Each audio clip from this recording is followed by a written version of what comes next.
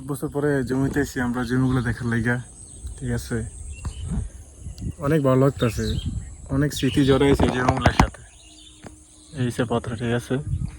আর এই সে বিশাল বড় টাওয়ার। আর ওই জায়গাতে আমার চাচা আব্বু বাস করতেছে। ওই যে অনেক অনেক স্মৃতি জড়াই আছে এই জমির ভিতরে, ঠিক আছে। অনেক অনেক ভালো লাগছে। আর ঘাসের অবস্থা দেখেন কি পরিমাণে ঘাস।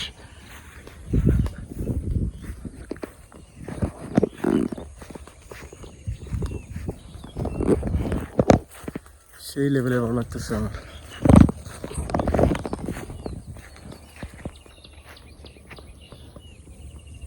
এই সে আমার আব্বু নিচে কাকা বসে রয়েছে।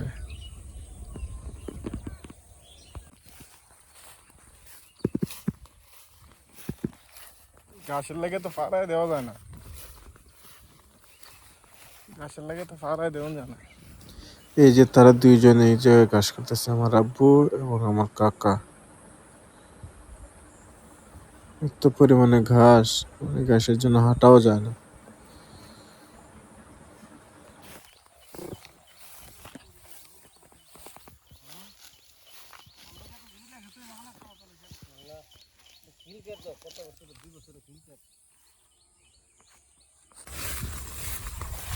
এই রয়েছে আমরা ক্ষেত, ঠিক আছে। ওইটা বিশেষ একটা আছে ধান ক্ষেত।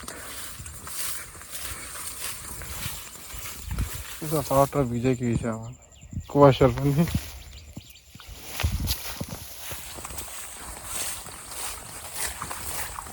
বাজে অবস্থা, কুয়াশা এখন সব ভিজে গেছে।